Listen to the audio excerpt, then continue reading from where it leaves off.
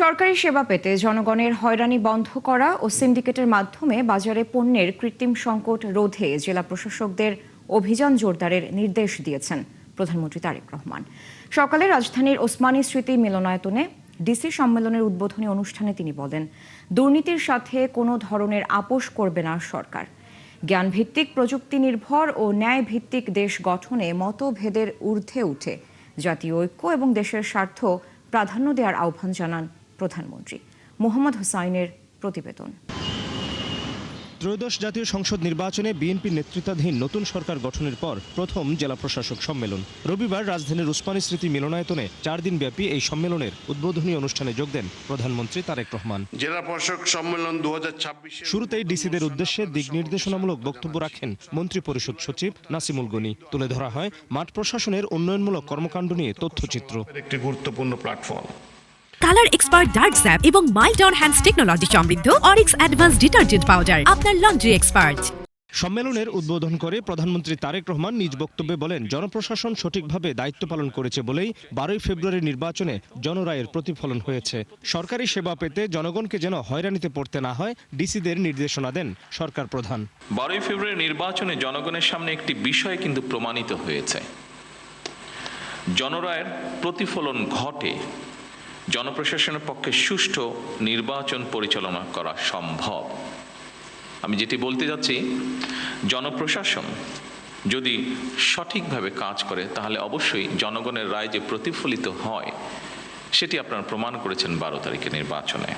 জেলা প্রশাসকদের মাঠ পর্যায়ের সরকারের প্রশাসনিক রাষ্ট্রদূত আখ্যা দিয়ে প্রধানমন্ত্রী বলেন, ইচ্ছাকৃতভাবে কেউ যেন বাজারে পণ্যের দাম বাড়াতে না পারে, সেজন্য মোবাইল কোড কার্যক্রম আরও জোরদার করতে হবে।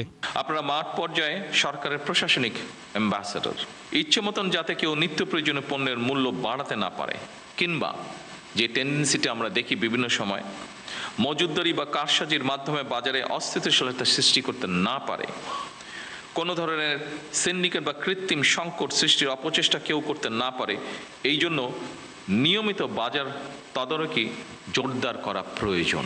সততা, মেধা ও দক্ষতাকে নিয়োগ পদোন্নতির মূল ভিত্তি উল্লেখ করে তিনি সতর্ক করেন, দুর্নীতিকে কোনোভাবেই প্রশ্রয় দেবে না তার সরকার। সততা, মেধা এবং দক্ষতাই হবে জনপ্রশাসনের নিয়োগ, বদলি কিংবা প্রমোশনের মূল নীতি। দুর্নীতির বিরুদ্ধে সরকারের অবস্থান পরিষ্কার, সেটি হচ্ছে আমরা কম্প্রোমাইজ করতে চাই না দুর্নীতির সাথে। আপনারা আপনাদের মেধা ও যোগ্যতা দিয়ে জনগণের কাছে দেওয়া সরকারের প্রতিটি প্রতিশ্রুতি দক্ষতার সঙ্গে বাস্তবায়নে ইনশাল্লাহ ভূমিকা রাখতে সক্ষম হবেন। ঐকমত্যের ভিত্তিতে স্বাক্ষরিত জুলাই সনদের প্রতিটি দফা বাস্তবায়নের অঙ্গীকারের কথাও পুনর্ব্যক্ত করেন তারেক রহমান। নির্বাচনী ইশতেহার এবং জনগণের সামনে স্বাক্ষরিত যে জুলাই সনদ, আমরা সেই সকল কিছুর অর্থাৎ আমাদের ম্যানিফেস্টো এবং জুলাই সনদ, এটার প্রতিটি দফা, প্রতিটি অঙ্গীকার পর্যায়ক্রমে আমরা বাস্তবায়ন করতে চাই। আমরা এ ব্যাপারে বদ্ধপরিকর। জ্বালানির উপর চাপ কমাতে সন্ধ্যা 7টার পর মার্কেটগুলোতে বিদ্যুতের ব্যবহার যেন না হয়, সে বিষয়ে ডিসিদের তদারকির নির্দেশনাও দেন প্রধানমন্ত্রী। আমাদের মধ্যে মতভেদ থাকতে পারেই, মতভেদ থাকাটাই আমাদের মধ্যে স্বাভাবিক, কিন্তু দেশের স্বার্থে আমি ব্যক্তিগতভাবে একজন রাজনৈতিক কর্মী হিসাবে দেশের স্বার্থে আমি বিশ্বাস করি সবার আগে বাংলাদেশ। মোহাম্মদ হুসাইন, 71, ঢাকা।